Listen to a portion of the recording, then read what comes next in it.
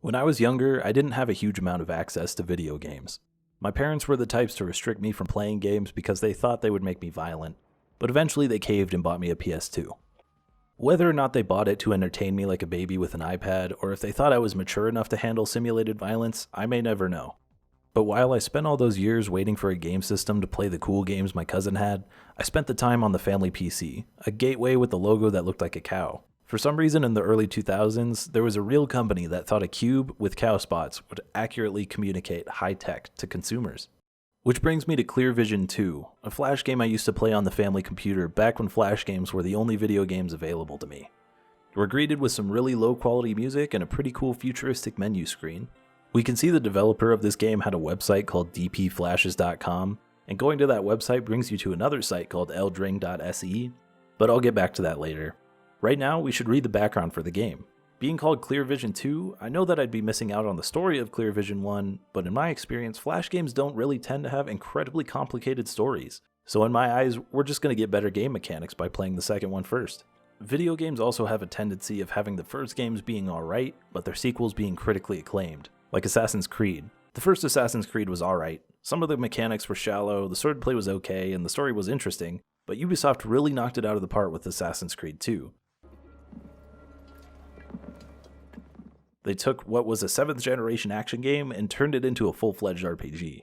The reason behind this is probably that after making the first game, Ubisoft saw the earnings potential of a sequel and gave the developers a bigger budget to add more features.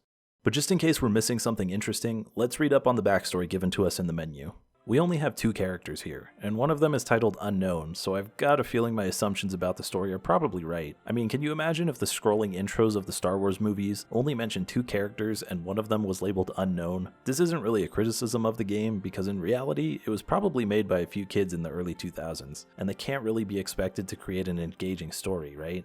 Our protagonist's name is Jake, and judging by his picture, it looks like he's a sniper who wears glasses. You know, I'm not actually sure if snipers wear glasses. I know in the military, designated snipers have to have a certain quality of vision to even be qualified to train as a sniper, but from what I remember of this game, Jake isn't a sniper at a military capacity, he's just a hitman. To which point I say, why doesn't he wear contacts? As someone who wears glasses and has trouble using binoculars because of them, trying to look through the lens via the medium of another lens seems pretty difficult. I can only assume he's wearing glasses because the developer of the game does too. Anyway, let's read into Jake's backstory a little bit. After escaping that camp, he was full of anger and disillusion. He managed to get an apartment in the city and started working with what he does best, killing people. As a professional hitman, he made a lot of money, but he was still determined to take the commander down and eliminate the camp that he had grown up in. Wow, looks like we are missing a little backstory. What is that camp and why did it fill him with anger and disillusion? You know, this background info feels like it isn't fully filling me in on what happened before Clear Vision 2. You know what, let's go to the beginning. I want to know the full story of this game. Let's go to the first game in the series and see where this all started. Alright, welcome to Clear Vision 1. We start off with a cutscene of a Humvee driving up to a small house on a hill as we see Jake and his family looking outside. We're then introduced to some soldiers, one of them with a red beret and a red eye which could easily be mistaken for a red dot. The evil soldier man executes Jake's parents and kidnaps Jake, introducing him to the life of what I can only assume to be a private military company. And that's the intro. We're dropped into a main menu screen where we can choose to play, read the instructions, or watch the intro again. If we read the instructions, we get some confirmation that Jake was trained from childhood to become an elite soldier, but he's now a free man working as a hitman. The instructions here are pretty simple. Watch TV, read the newspaper, and left click to shoot. Let's get started. When we click play, we get a mission title, Talking to Death. Now, we've got 2 people in this scene. One is a person talking on their phone in a window, and the other is someone waiting for the bus. I think it's pretty clear who needs to die.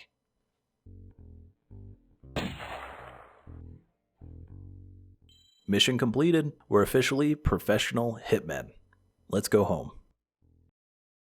Now that we're home, we have the opportunity to watch TV. We can see that there's a reporter standing in front of the building where our target was. Let's head into the kitchen, where we can see a newspaper on the table. In it, we can read a full article on our assassination. A professional's work, no trace left behind. Seems like we're pretty good at our job. There's something really engaging about having news in games react to your actions. Like how in Grand Theft Auto, the radio stations broadcast your actions and sometimes even mix up what actually happened. A Vinewood Hills stilt home designed by famous architect Teuton collapsed. Seismologists did not notice any unusual activity, and the house passed inspection just last year. Melinda Manchester is at the scene. This homeowner is obviously distraught. Leave me alone! I don't want to talk to biased American media! We'll stay on this story. It's really cheap and engaging world building. Anyway, let's keep going. We get to our office and see that we have 7 monitors and they're all off except for one.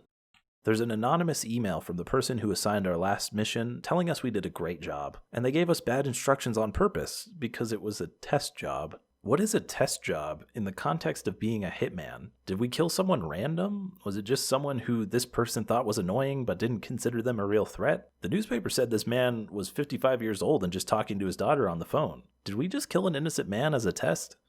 The person who hired us called him a no-good journalist. The game is making it very clear here. We are not the good guys. We kill who we're hired to kill, whether they deserve it or not. Actually, this kind of reminds me of the movie Wanted, where the main characters are all assassins who can flick their wrists so fast that they can curve bullets. But instead of using their skills for something good or productive, they decide to start an underground society of hitmen. Actually, come to think of it, that seems to be the only character arc for hitmen characters. Become a hitman, realize that what you're doing is only helping the evil or the rich, and then turn around against them. Whatever. That's not important right now. We've got a nosy journalist to kill. Alright.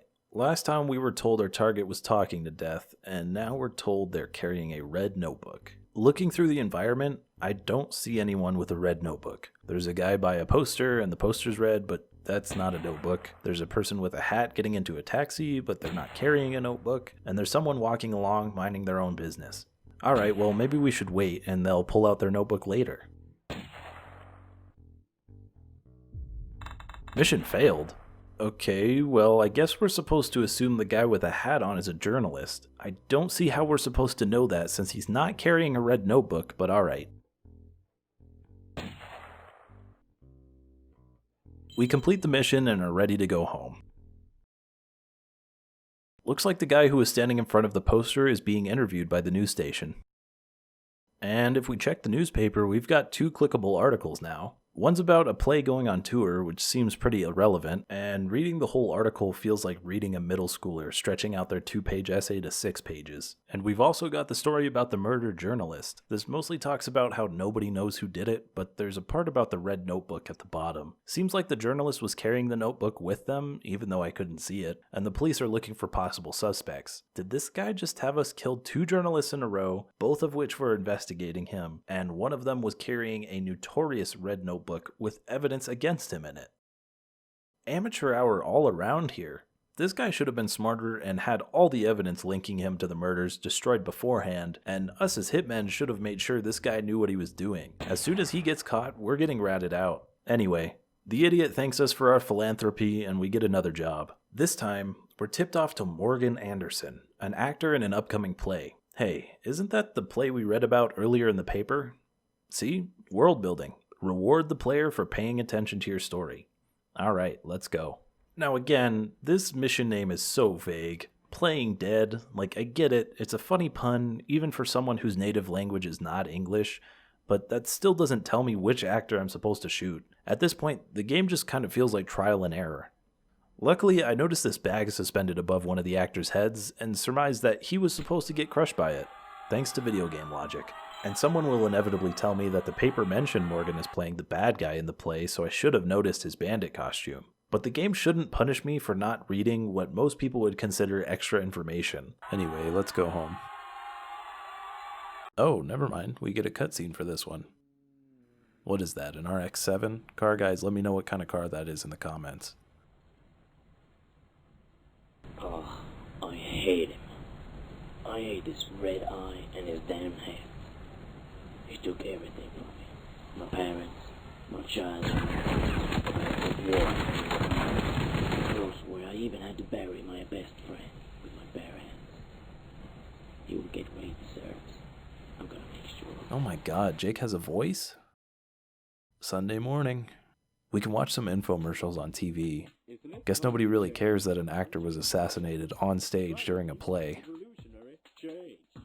It will change you. I love it. Shit rock. Yeah. Bestseller. Change. It will change you. Remind me to buy some change later.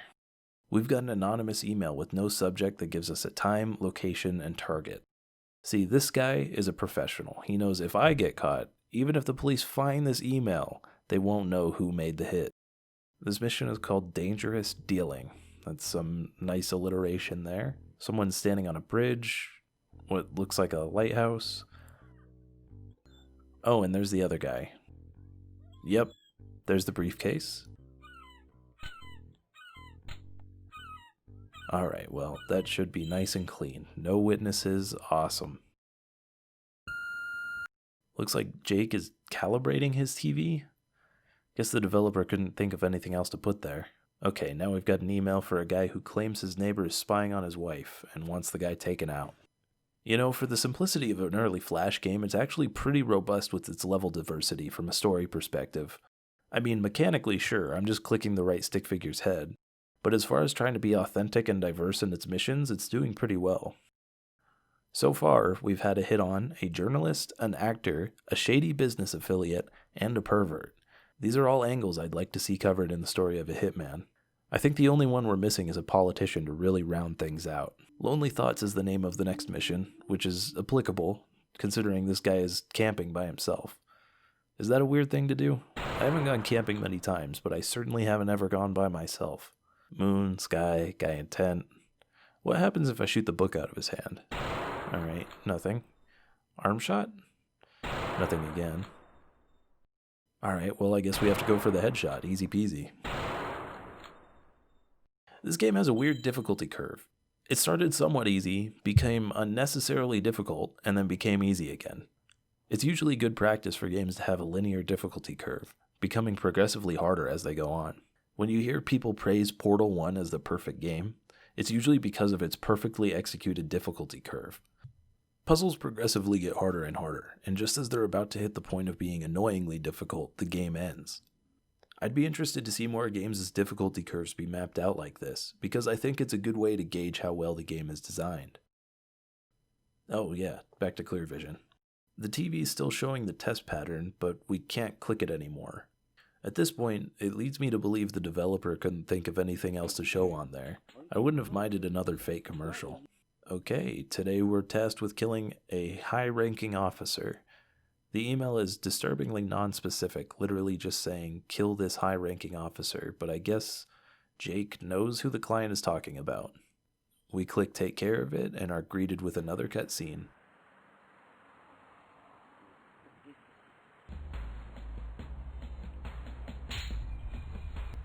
Oh shit. To be continued. And that was Clear Vision, a Flash game from the early 2000s. Obviously it's a pretty simple game, but I can appreciate what it was trying to do. Most Flash games of the time were small, simple experiences and experiments, but Clear Vision makes the attempt to tell a story through the medium. So towards the beginning I talked about this website called dpflashes.com and it redirecting to eldring.se. Well, it turns out the original developer of Clear Vision, Dan Erhard Olsen, moved on to create Clear Vision 3 and 4, which ended up on mobile devices. Using the money made off of Clear Vision 3, they could afford to create a studio, which they named Eldring. So Clear Vision is a success story of a Flash developer making a career out of a small project they made when they were 17. Okay, now that we know the story of Clear Vision 1, we can move on to Clear Vision 2. But that'll have to wait for another episode, which may never come out.